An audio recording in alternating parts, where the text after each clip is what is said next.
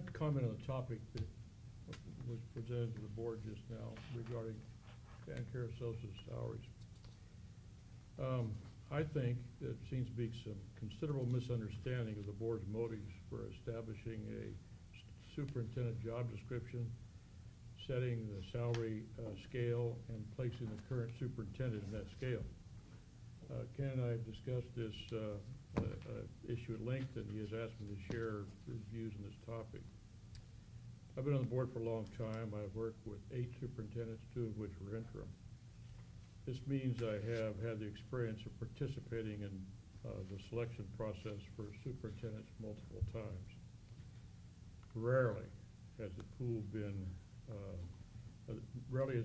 choice has been crowded with outstanding candidates. Starting 20 years ago, I championed doing something about this problem. This board's finally done what it should have done decades ago. I think perhaps beginning when Dr. Cruikshanks retired. Once Dr. Cruikshanks retired, we never did have a description for the superintendent position. There's never had anything listed about what the expectations were, what the job was supposed to be.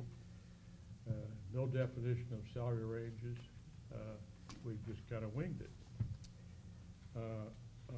From my perspective, what we've done defines the expectations of a superintendent, and more importantly, provides a basis for future recruitment. Subsequent to that action, the board set the salary range for the position of superintendent president of between $200,000 and $300,000 a year.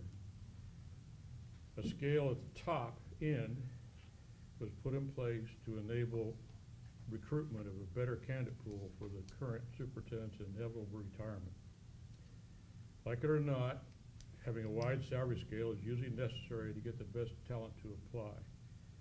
I remember time after time advertising a low salary, getting whatever pool we got, and then in the end paying much more than that to get the candidate we chose to accept the position.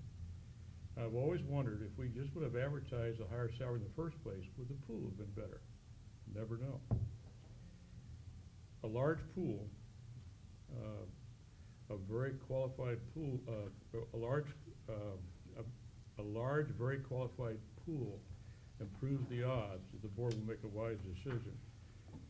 This is the most important job the board has, and not having a quality making a quality selection. The most important job the board has is this. If we have a quality pool that reduces the odds, that the board will make a poor choice. Once selected, this gives the board flexibility to match the salary with a selected candidate who may be an inexperienced go-getter or a proven, talented leader who already has a well-paid position someplace else. Once we establish the range, right or wrong, once we establish the range, we look to see where we thought our current superintendent fit in it. The board judged Stan to be at the top.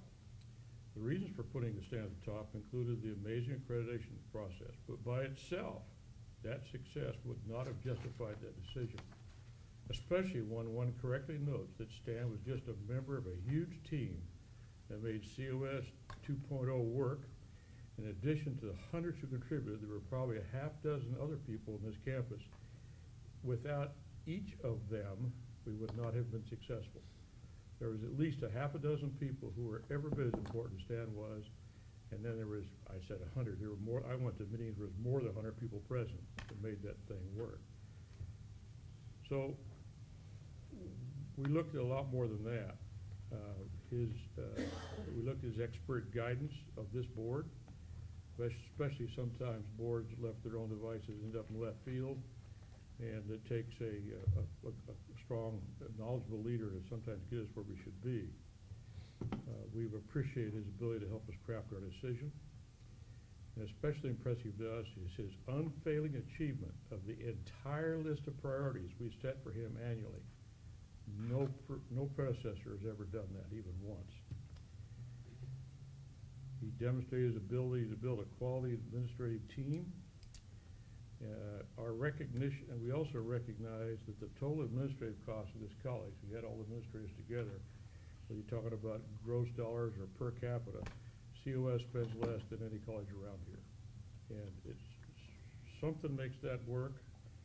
And we think Stan had awful lot to do with making the administrators that we have do their job, and the spirit of core amongst administrators to get things done without a million people to do it. We also appreciate his acceptance of community, both professionally and personally. A good superintendent's job isn't just here, it's out there. If we have a superintendent out there that is highly respected in the community or not, it makes a big difference in what we can get the community to do to back us up. We looked at his unprecedented ability to foster community partnerships and common goals. We looked at his courage to face difficult, sometimes no-win situations. And we looked at his success in learning when to be deferential to tradition and when to pursue institutional cultural change, and his success in doing both. And there are a number of people, especially one in this room, who was very instrumental in helping him learn the difference. And I don't mean up here. There are those who would like to connect the dots with Stan's recent opportunities. As far as that issue goes, it was just the prodding the board needed to finally face what it should have done decades ago. There are still other related issues that warrant the board's attention. Legitimate analysis of other employee groups may show the need for similar consideration. This issue is just as important to the board. Our faculty's salaries have slipped during behind the neighboring districts during the protracted legal battles of 2010 to 2016. It will take one or more rounds of negotiations to recover the lost time. I hope most realize that. While the comments I prepared are mine and Ken's, I believe the entire board has the same thinking. Most of us have seen the benefits of having the right person at the top and the consequences of the reverse. Unfortunately, the right person will always be in demand, will cost more than a lesser leader. We have seen the lesser, and I believe we need to do what we need to avoid those consequences. Just because the board does something doesn't automatically make us right. It was our judgment that we needed to have, that we wanted to have a salary range I've described, and it was also our judgment of where Stan fit in that.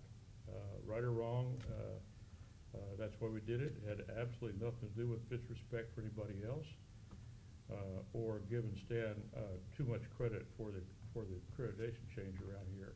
Everybody in this room knows full well it's a team effort. Everybody in this room can name a half dozen people besides Stan, and without them we would not have been successful.